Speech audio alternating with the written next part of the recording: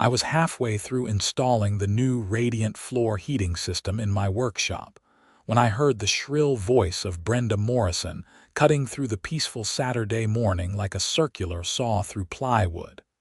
"Excuse me. This is private property belonging to the homeowners association." I set down my wrench and wiped the grease from my hands, taking a deep breath before turning around. Brenda stood at the workshop entrance, her hands planted firmly on her hips, her blonde bob haircut perfectly styled despite the early hour. She wore a white tennis outfit that probably cost more than my heating system, and her face had that pinched expression I'd come to know all too well over the past 3 years living in Meadowbrook Estates, just outside Boulder, Colorado. "Morning, Brenda," I said, keeping my voice level. "This is my workshop on my property. What can I help you with, your property?" She let out a harsh laugh that made my teeth grind. "I don't think so, Francis Gardner. This entire area behind the fence line belongs to the HOA. It's clearly marked in our community documents." I felt my jaw tighten. This wasn't the first time Brenda had made claims about what belonged to the HOA and what didn't. As the president of the Meadowbrook Estates Homeowners Association, she seemed to believe she had dominion over every blade of grass in the neighborhood. But this was different. This was my workshop, the building I'd constructed myself 2 years ago after carefully reviewing my property survey and getting all the proper permits from Boulder County. "Brenda, I've got the property survey and the deed right inside my house. This workshop is definitely on my land. It's been here for 2 years. She stepped closer, her expensive perfume mixing with the smell of sawdust and motor oil. "I've had our HOA surveyor look at the property lines, and I can assure you this structure is at least 15 feet onto HOA common area. You're going to need to remove it immediately or we'll be forced to take legal action." My blood pressure spiked. "Your surveyor? Who exactly did you hire?" "That's HOA business and none of your concern. What is your concern is that you have 30 days to demolish this building and restore the land to its original state. You'll be receiving formal notice by Monday." She turned on her pristine white tennis shoes and started to walk away. "Hold on just a minute," I called after her. "I'm not tearing down anything until I see proof that I'm on HOA land. I paid good money for a professional survey before I built this." Brenda spun around, her eyes narrowing. "Are you refusing to comply with HOA regulations, Francis? Because that would be very unfortunate for you. We have the authority to place liens on properties, you know. We can make your life very difficult." "Is that a threat?" "It's a promise. 30 days." She stalked off across what she claimed was HOA property, her shoes leaving impressions in the soft earth. I stood there for a moment, my hands clenching into fists. The workshop wasn't just some hobby space. It was my livelihood. I ran a custom furniture business from here, creating handcrafted pieces for clients across Colorado. The heated floors I was installing would allow me to work through the brutal winter months without freezing. I'd invested nearly $40,000 into this building, not to mention the countless hours of labor.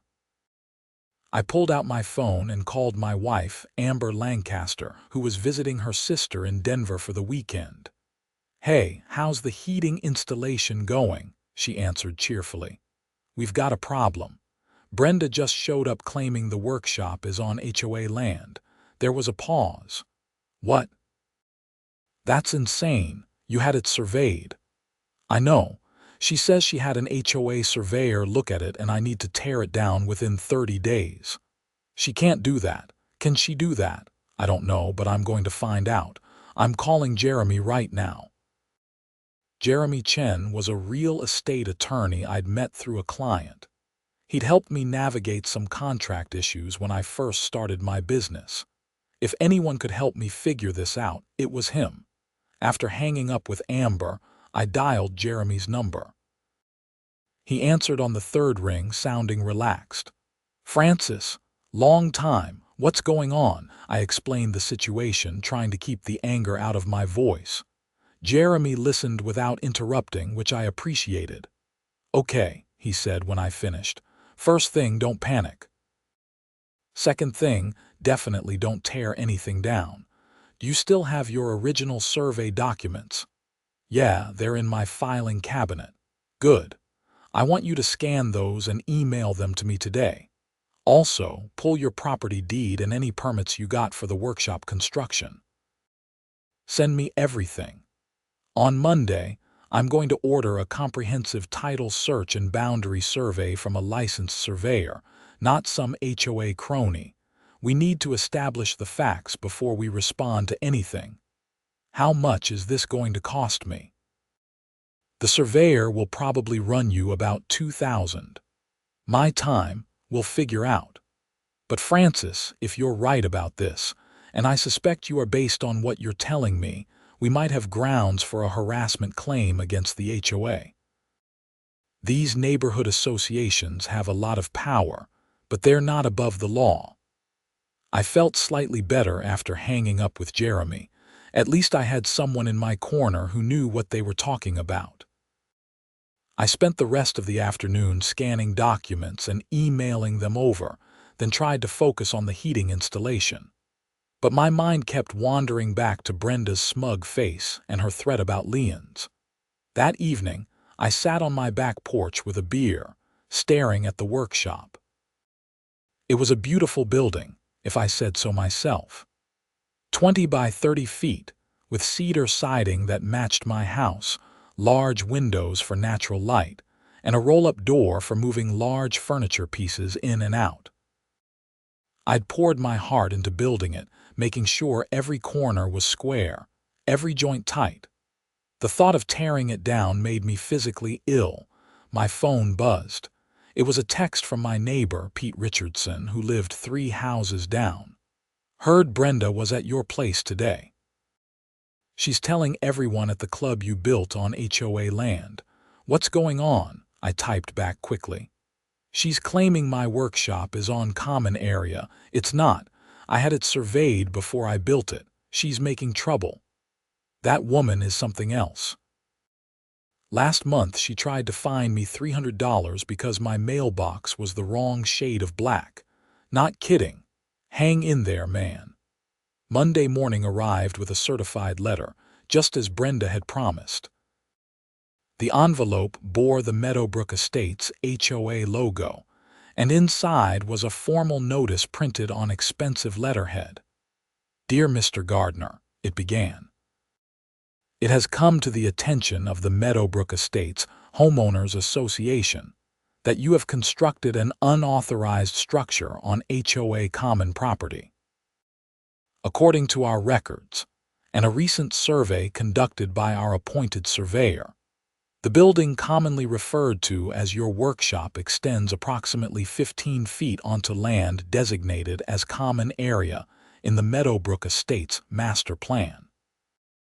You are hereby required to remove this structure within 30 days of the date of this letter and restore the land to its original condition. Failure to comply will result in legal action, including but not limited to daily fines of $250, placement of a lien on your property, and a lawsuit to compel removal at your expense. If you have questions or wish to discuss this matter, please contact the HOA office to schedule an appointment with the board. Sincerely, Brenda Morrison, HOA President." I read it 3 times, feeling my anger build with each pass. The letter was designed to intimidate, full of legal-sounding language and dire warnings. I scanned it and forwarded it to Jeremy immediately. He called me within an hour. "This is aggressive, even for an HOA. I've ordered the title search and survey. The surveyor can be out there Wednesday morning. In the meantime, I'm going to send a formal response to the HOA putting them on notice that you dispute their claim and that any action taken against you will be met with appropriate legal response." Can she really fine me $250 a day? Only if her claim is legitimate, which I seriously doubt. HOAs do have broad powers to enforce their rules, but those powers have limits. They can't just arbitrarily claim property that doesn't belong to them. That would be theft. Wednesday morning was cold and crisp, typical for October in Boulder County.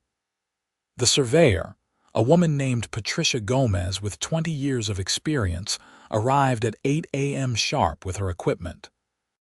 She was professional and thorough, spending nearly 4 hours measuring, marking, and documenting everything. I watched her work, bringing her coffee and trying not to hover too much. Around 11, Brenda appeared, walking across her claimed HOA land like she owned it. "What's going on here?" she demanded, looking at the survey equipment. Patricia didn't even look up from her laser measurement device. "I'm conducting a boundary survey. Please step back. You're interfering with my work. I'm the HOA president. I have a right to know what's happening on HOA property." "Madam, I'm going to ask you one more time to step back. I'm working." Brenda's face flushed red. "I'll have you know that structure is illegally built on HOA land. We've already had it surveyed." Patricia finally looked up, her expression neutral but firm. "By whom?" "That's confidential HOA information." "Then you'll forgive me if I complete my work without interference. I'm licensed by the state of Colorado and bonded. My survey will reflect the actual property boundaries according to the deed and county records." Brenda stood there sputtering for a moment before turning to me. "This is a waste of time and money, Francis. You're only delaying the inevitable."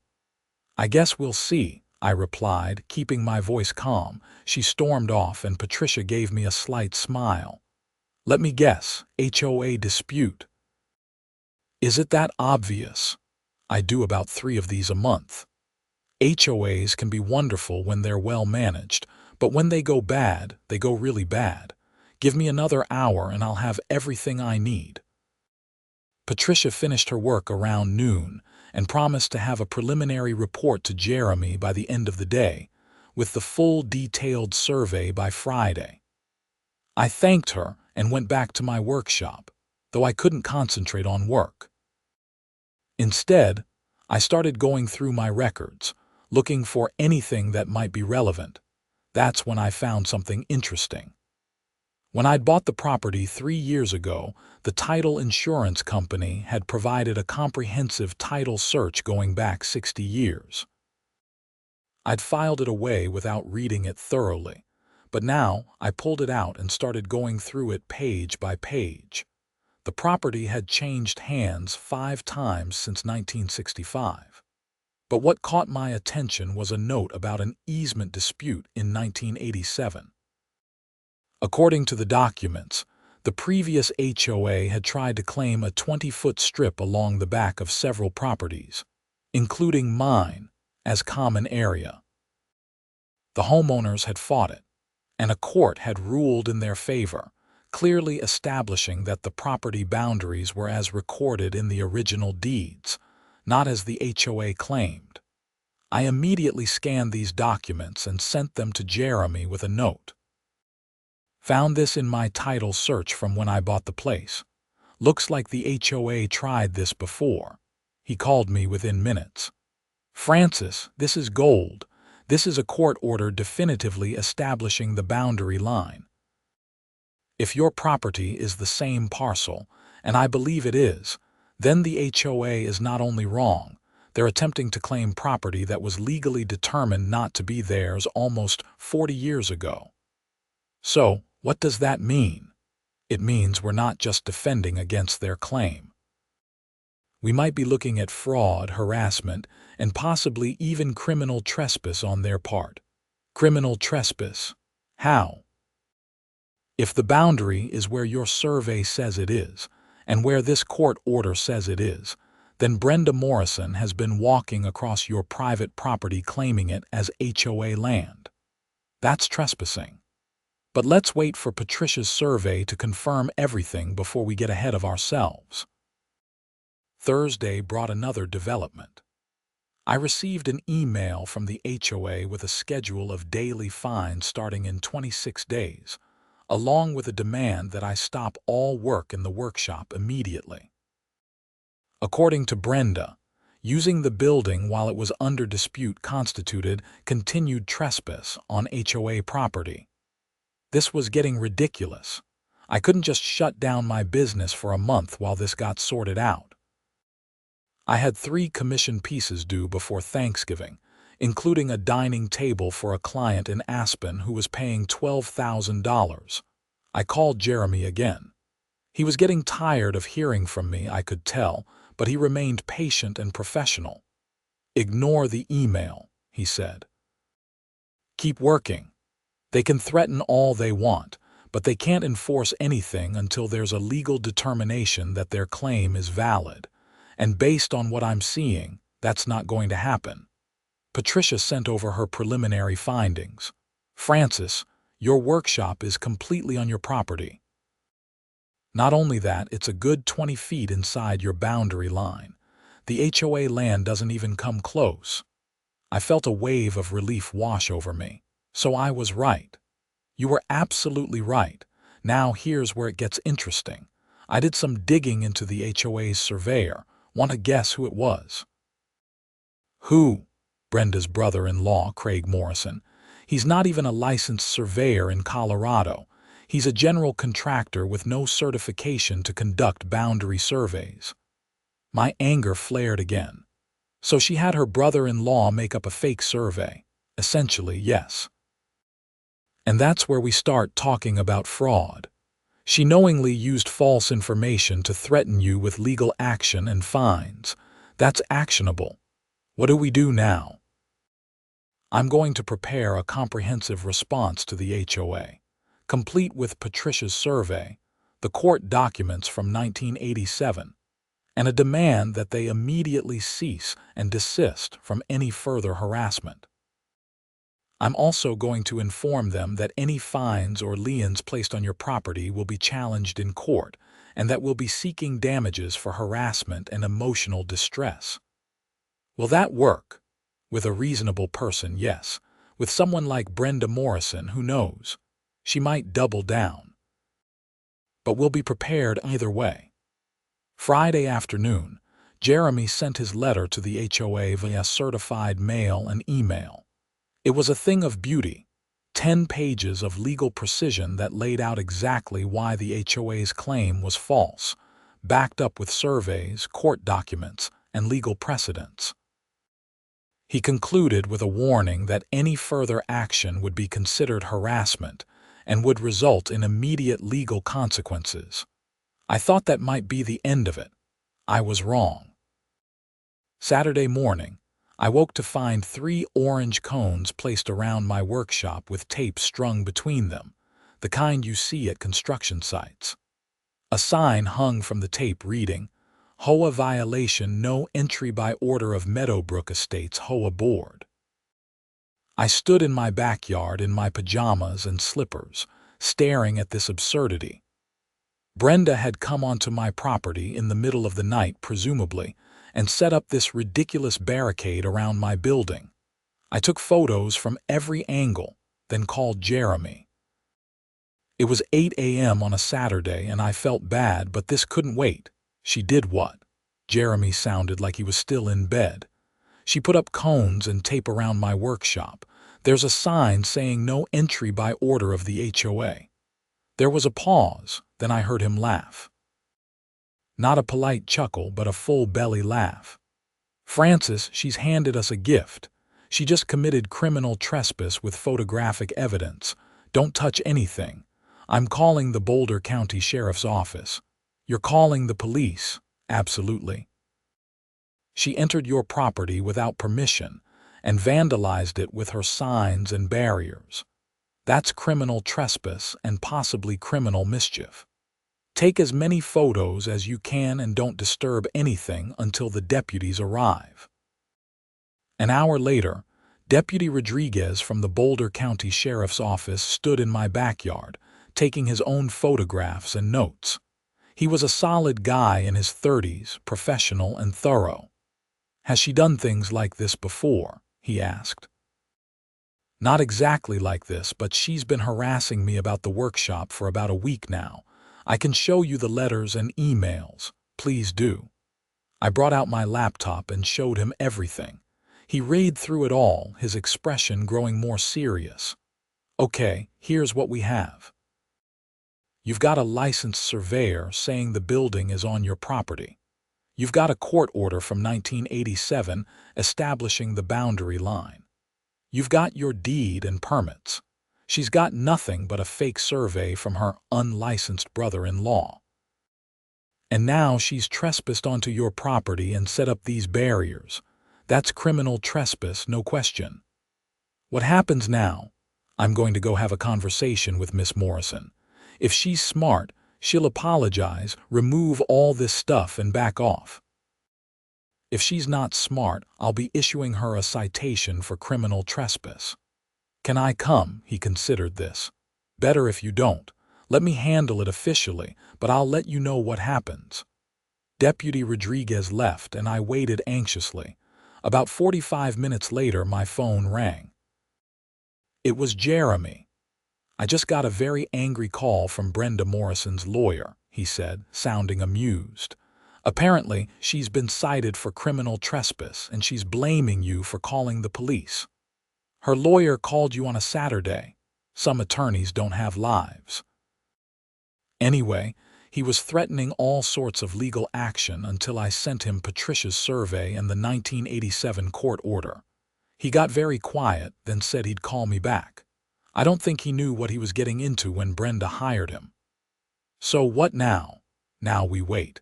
The ball is in their court. They can either back down gracefully, or they can keep pushing and we'll bury them in court." Sunday was quiet. No more harassment, no more surprise visits. I spent the day finishing the heated floor installation in my workshop, and it felt like a small victory. The system worked perfectly, warming the concrete floor to a comfortable temperature that would make winter work sessions much more pleasant. Monday morning brought another certified letter, but this one wasn't from Brenda. It was from Robert Chen, attorney at law, representing the Meadowbrook Estates HOA. "Dear Mr. Gardner," it read, "I represent the Meadowbrook Estates Homeowners Association in this matter. After reviewing the documents provided by your attorney, Mr. Jeremy Chen, it appears there may have been a misunderstanding regarding the property boundaries in question. The HOA would like to propose a meeting to discuss this matter and reach an amicable resolution. Please have your attorney contact my office at his earliest convenience to schedule this meeting. Regards, Robert Chen." I called Jeremy immediately. "Did you see the letter from the HOA's lawyer? Just reading it now. Interesting. He's backing down without actually admitting they were wrong. Classic lawyer move. The misunderstanding language is carefully chosen. He wants to negotiate. Negotiate what? They're wrong, I'm right. What's to negotiate? Agreed, but let's hear what they have to say. Sometimes these meetings can be useful. We'll go in with a clear position and see what they're offering.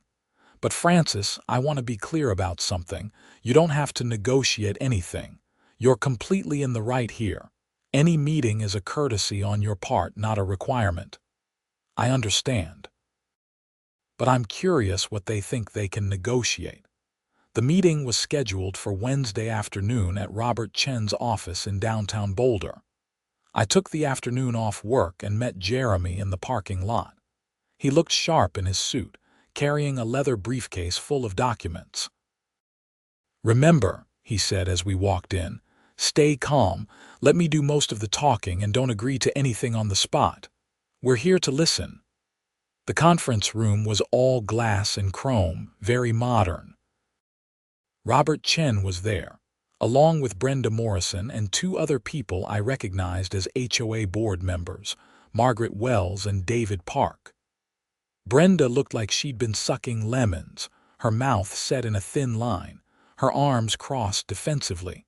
Robert Chen stood and shook our hands. He was younger than I expected, maybe 35, with an expensive suit and nervous energy. "Thank you for coming. Please have a seat." We all sat around the conference table. The tension in the room was thick enough to cut with a knife. Robert cleared his throat. "Let me start by saying that the HOA values all of its members and wants to maintain positive relationships with everyone in the community. It appears there's been some confusion regarding the property boundaries around Mr. Gardner's workshop." "There's no confusion," Jeremy said calmly. "The property boundaries are clearly established by deed, survey, and court order. Mr. Gardner's workshop is entirely on his property. The HOA's claim has no legal basis." Brenda leaned forward. "That's not true. The original plat for Meadowbrook Estates clearly shows that area as common space." Jeremy pulled out a document. "The original plat was amended in 1987 after a court battle that the HOA lost. This is the court order. The boundaries were definitively established then. Nothing has changed since." Robert Chen took the document and read it, his face growing paler. It was clear he hadn't seen this before. He glanced at Brenda, who looked away. "I see," Robert said slowly. "Mrs. Morrison, did you know about this court order when you initiated this action?" "That was almost 40 years ago. It's not relevant." "It's completely relevant," Jeremy said. "It's a binding court order that establishes the property line. That line hasn't moved. The HOA knew about this boundary determination and is now attempting to ignore it." David Park, one of the board members, spoke up for the first time. "I wasn't aware of any of this history." "Brenda, you told us you'd done your research and that the HOA had a solid claim." "I did do my research," Brenda snapped. "Those old documents don't matter. We have current need for that space for community purposes." "Need doesn't give you the right to take someone's property," Jeremy said. "That's not how property law works." Margaret Wells, the other board member, looked uncomfortable.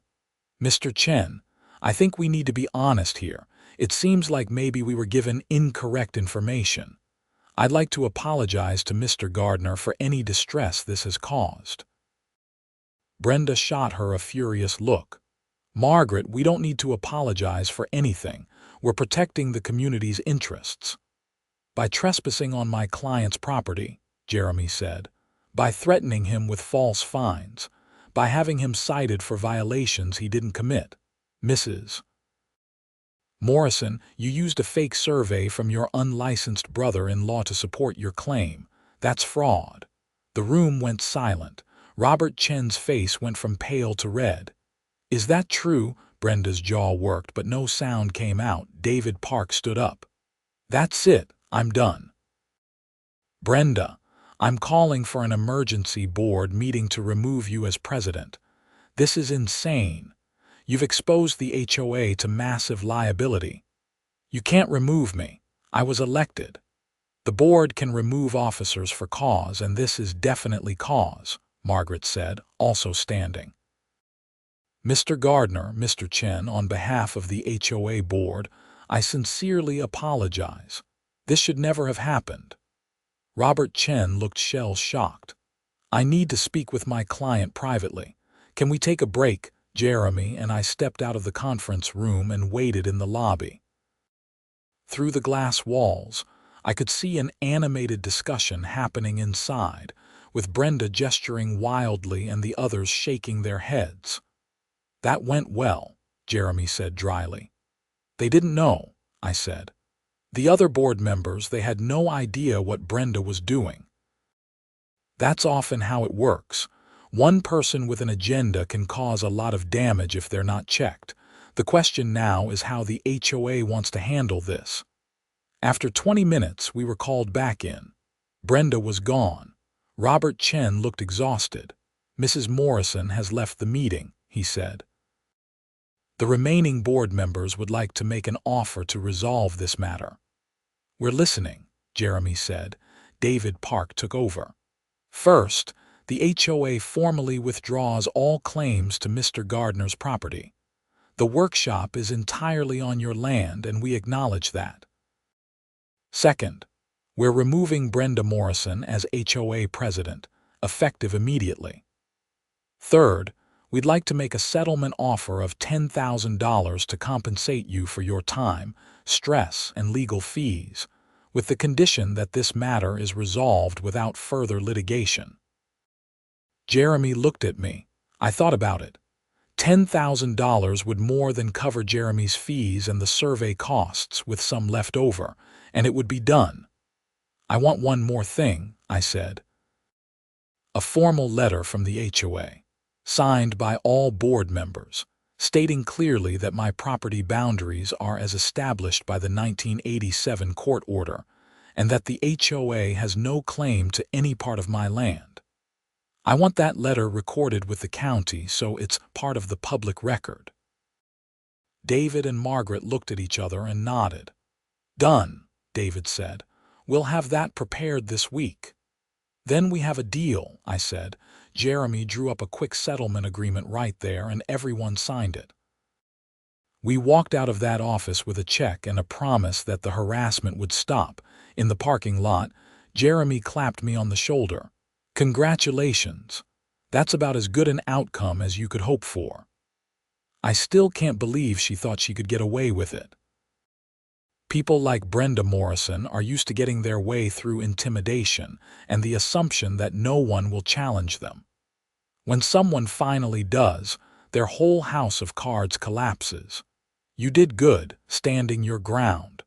Over the next week, things happened quickly. The HOA held an emergency board meeting and officially removed Brenda as president. David Park was elected as interim president. The formal letter regarding my property boundaries was drafted, signed, and recorded with Boulder County. The check cleared and I paid Jeremy's fee, which was actually pretty reasonable considering how much work he'd done. But Brenda wasn't done causing trouble.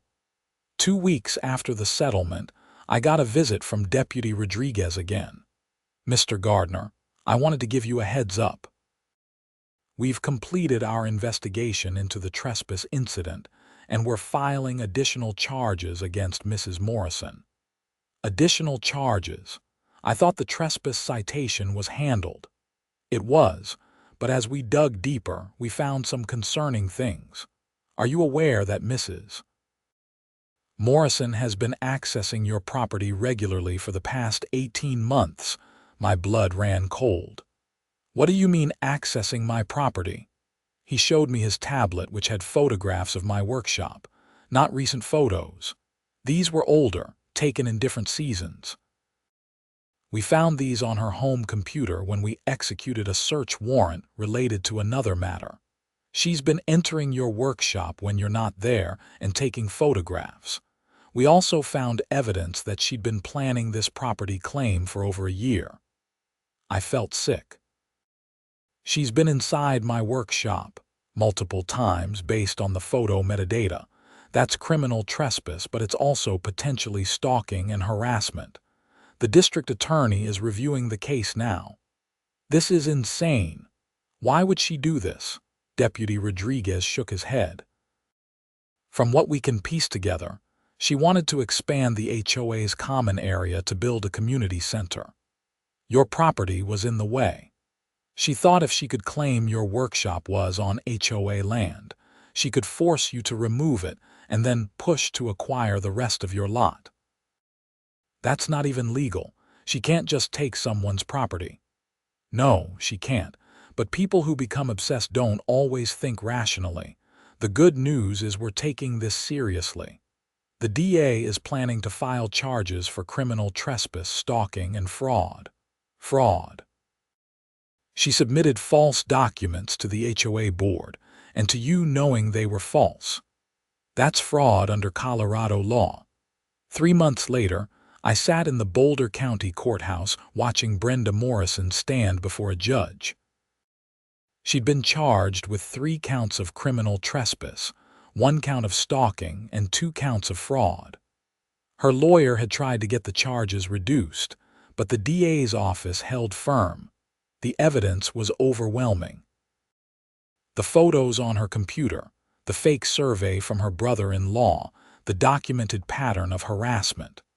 Her lawyer argued that she'd simply been overzealous in her duties as HOA president, but the judge wasn't buying it. Mrs. Morrison, Judge Patricia Reeves said, looking over her reading glasses, "You violated the trust of your community and the legal rights of Mr. Gardner. You entered his property without permission, used false documents to threaten him, and engaged in a sustained campaign of harassment. This court takes property rights very seriously." Brenda stood silent, her face pale. "I'm sentencing you to 6 months in jail, suspended pending completion of 2 years probation. You'll also pay restitution to Mr. Gardner in the amount of $15,000 for emotional distress and additional legal fees. You are permanently banned from serving on any homeowners association board in Colorado. Do you understand these terms?" "Yes, Your Honor," Brenda said quietly. As we left the courthouse, I felt a strange mix of emotions. Relief, certainly. Vindication. But also sadness that it had come to this. All of this could have been avoided if Brenda had just respected property boundaries and the rule of law. Jeremy walked with me to the parking lot. "How are you feeling?" "Honestly, exhausted. This whole thing has been draining, I bet. But you did the right thing. You stood up to a bully and you won. That matters." "What happens to the HOA now?" "David Park is doing a good job as president from what I hear. They're reviewing all their procedures to make sure something like this doesn't happen again. Your neighborhood will be better for it." The winter months passed quietly after that. My heated workshop floors worked perfectly, keeping me comfortable even when temperatures outside dropped below freezing. I completed my commissioned pieces on schedule and took on new clients. Word had actually gotten around about my legal battle, and perversely, it had been good for business. People liked the idea of supporting someone who'd stood up to HOA overreach. Amber and I hosted a small party in the workshop in February, inviting all the neighbors who'd supported us through the ordeal.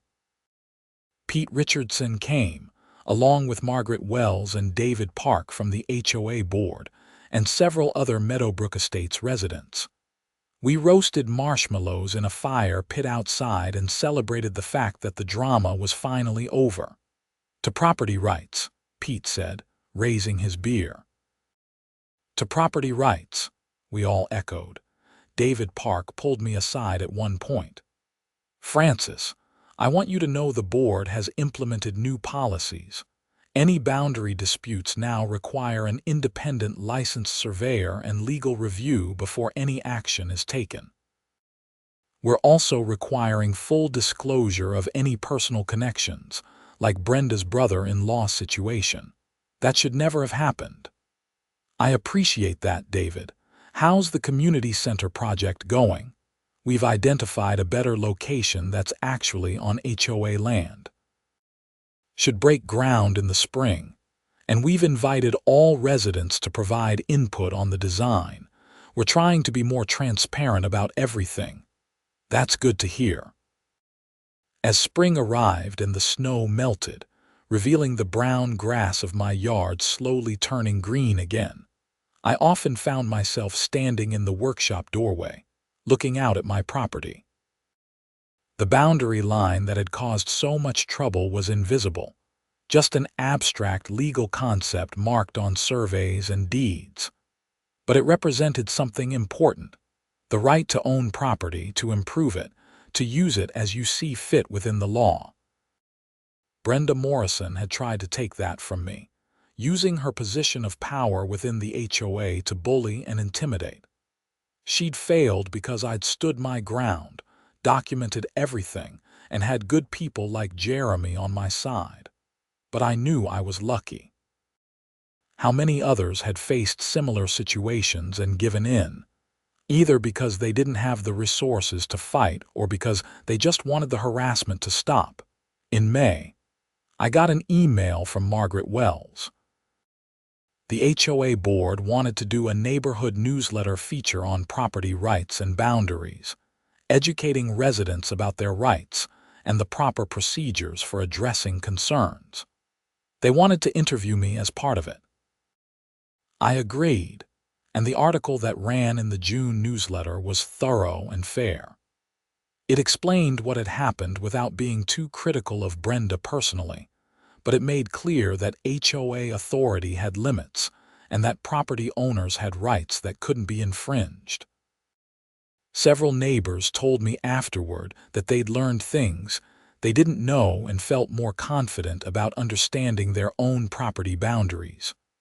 One afternoon in July, I was working on a custom bookshelf in the workshop when I heard a car pull up. I glanced out the window and saw Brenda Morrison getting out of a silver sedan. My heart rate spiked, and I instinctively reached for my phone, ready to call for help if needed. She walked slowly toward the workshop, and I met her at the door, staying inside the threshold. "Francis," she said, her voice subdued, "I know I'm probably the last person you want to see. You're not supposed to be here, Brenda. Your probation terms include staying away from me and my property. I know. I just needed to say something, and then I'll go. I'll leave you alone forever after this." I waited, saying nothing. She took a deep breath. I was wrong. About everything. I convinced myself that I was doing what was best for the community, but really I was just on a power trip. I see that now. I've been in therapy, working through some issues. My therapist says I have control problems. She gave a weak laugh. "No kidding, right, Brenda? I appreciate you saying this, but you need to leave. If your probation officer finds out you came here, you could end up in jail." "I know. I just wanted you to hear it from me. I'm sorry. For all of it.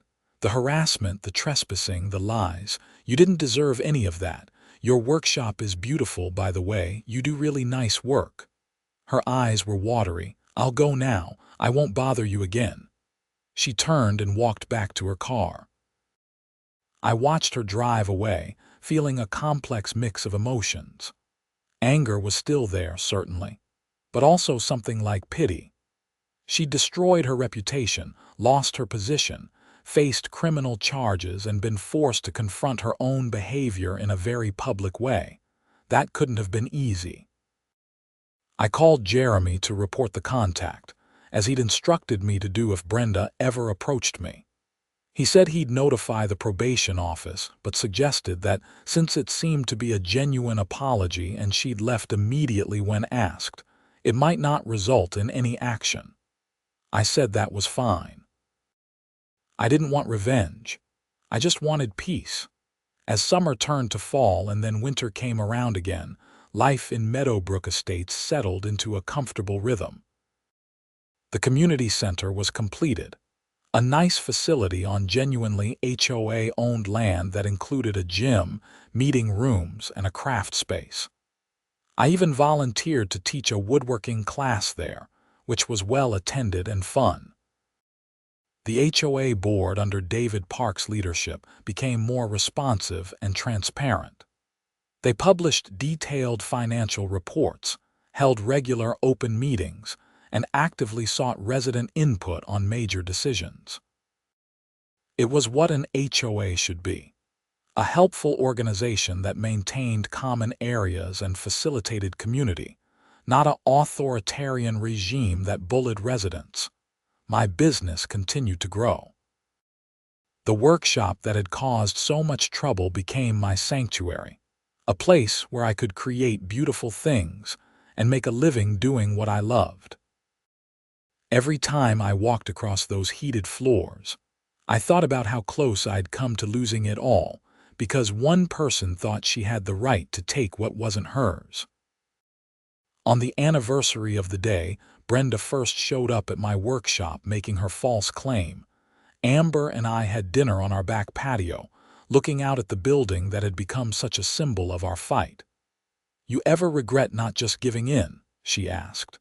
"It would have been easier in some ways." "No," I said firmly. "Giving in to bullies just encourages them. Someone had to stand up to her. I'm glad it was me, even though it was stressful and expensive and time-consuming. Because now the whole neighborhood is better off." "You're right," she said, squeezing my hand. "I'm proud of you." The last I heard of Brenda Morrison, she'd moved to Grand Junction, on the western slope of Colorado. She'd divorced her husband, though I didn't know if that was related to everything that happened.